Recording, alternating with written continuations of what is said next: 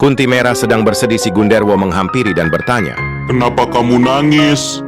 Aku sedih karena kematianku.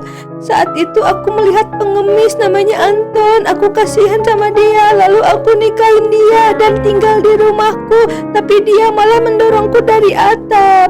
Jahat sekali si Anton itu. Kita harus balas dendam.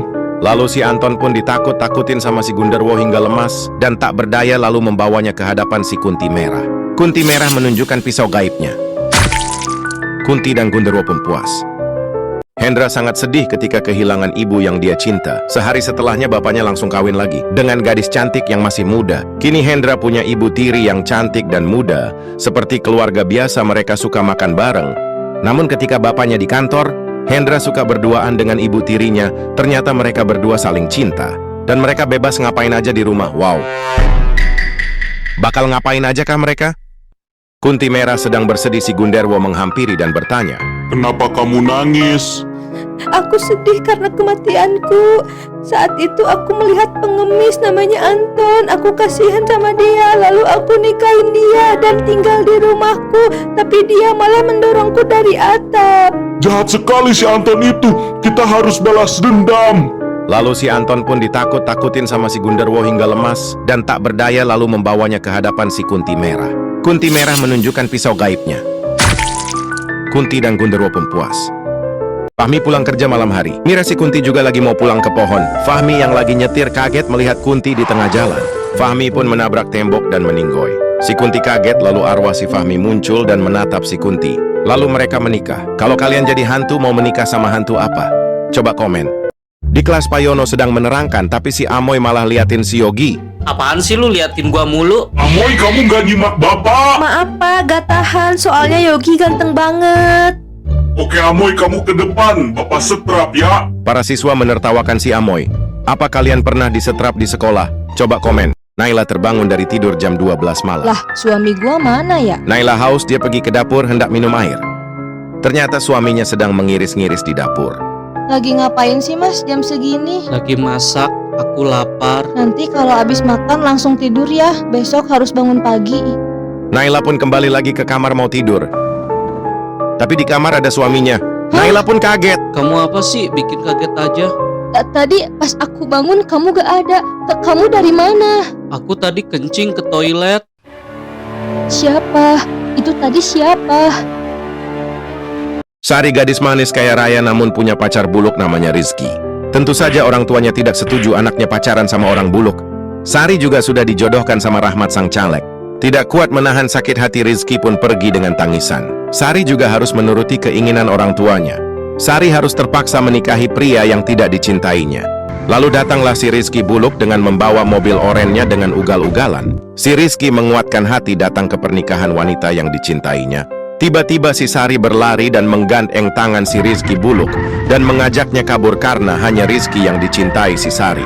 Cinta tidak bisa dipaksakan. Ngeri banget nih, hantu Falak ini dioperasi mukanya jadi cewek muda. Setelah bajunya kita lepas, si Falak pun disuntik dan gigi tajamnya diganti pakai gigi manusia. Selanjutnya kita bersihin matanya dulu, terus diganti pakai mata yang cerah sebelum mengganti bagian lainnya. Nah, yang mau masuk surga langsung like dan subscribe, terus komen amin. Lanjut kita bersihin wajahnya yang keriput, lalu kita pakein bedak biar kelihatan lebih muda. Kunti Merah sedang bersedih, si Gunderwo menghampiri dan bertanya. Kenapa kamu nangis? Aku sedih karena kematianku. Saat itu aku melihat pengemis namanya Anton. Aku kasihan sama dia. Lalu aku nikahin dia dan tinggal di rumahku. Tapi dia malah mendorongku dari atap. Jahat sekali si Anton itu. Kita harus balas dendam. Lalu si Anton pun ditakut-takutin sama si Gunderwo hingga lemas dan tak berdaya, lalu membawanya ke hadapan si Kunti Merah. Kunti Merah menunjukkan pisau gaibnya. Kunti dan Gunderwo pun puas.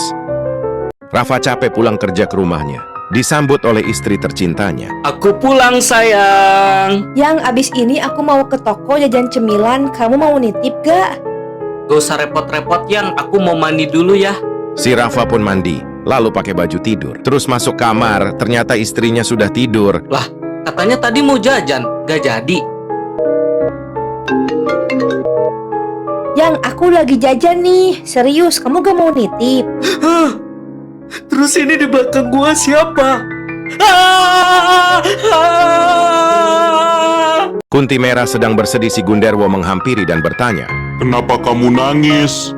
Aku sedih karena kematianku.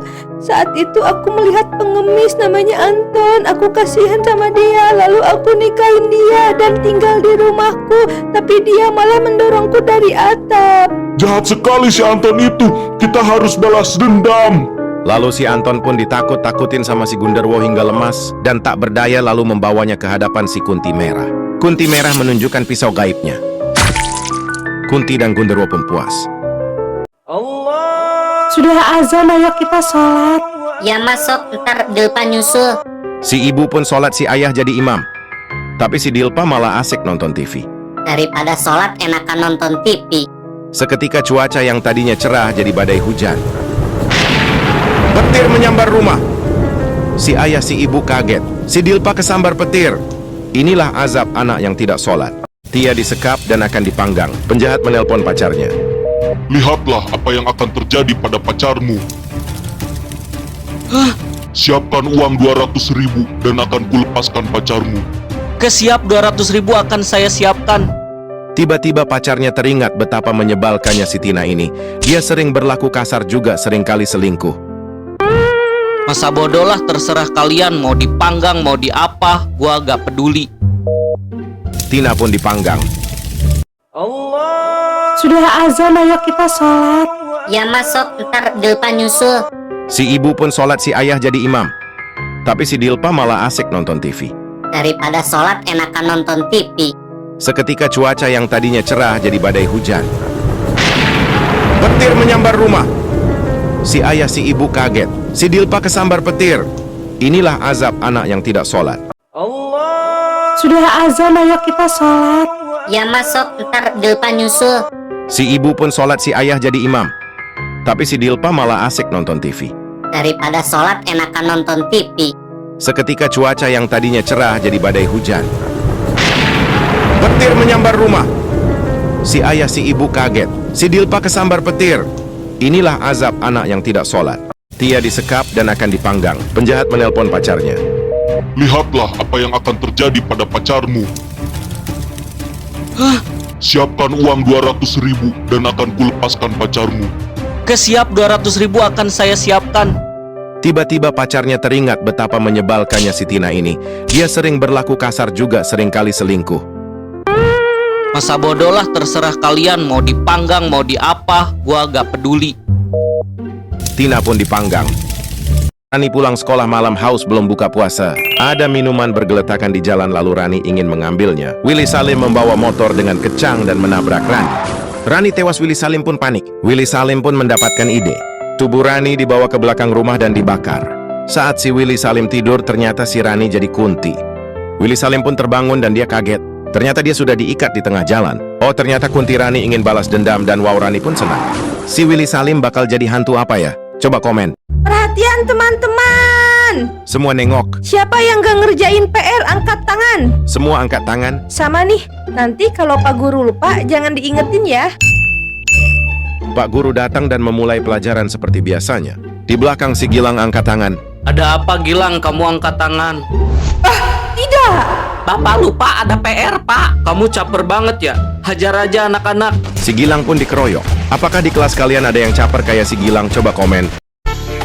Dikala orang lain tiktokan, Yati rajin mengaji di kelas, si Risma tidak suka padanya. Soalim banget sih lo.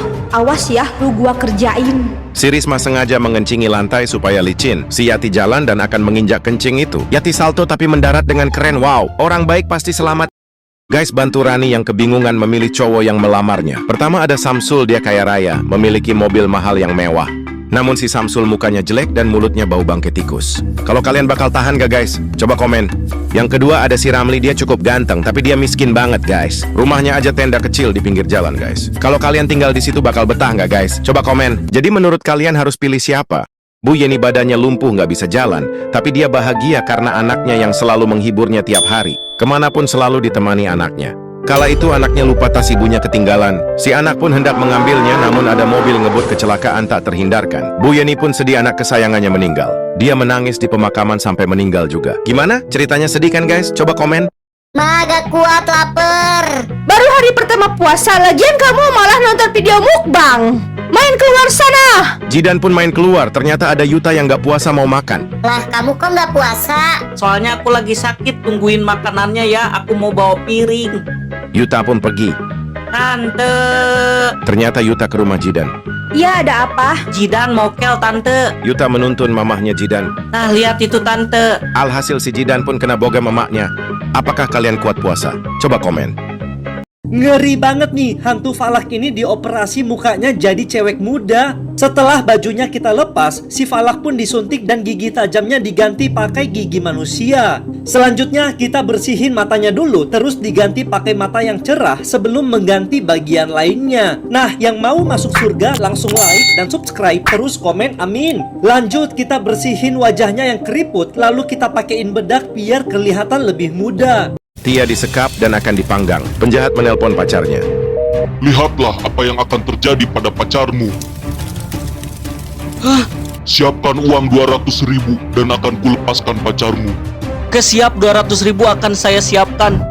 Tiba-tiba pacarnya teringat betapa menyebalkannya si Tina ini. Dia sering berlaku kasar juga, seringkali selingkuh. Masa bodoh lah, terserah kalian mau dipanggang mau diapa, gua gak peduli. Tina pun dipanggang.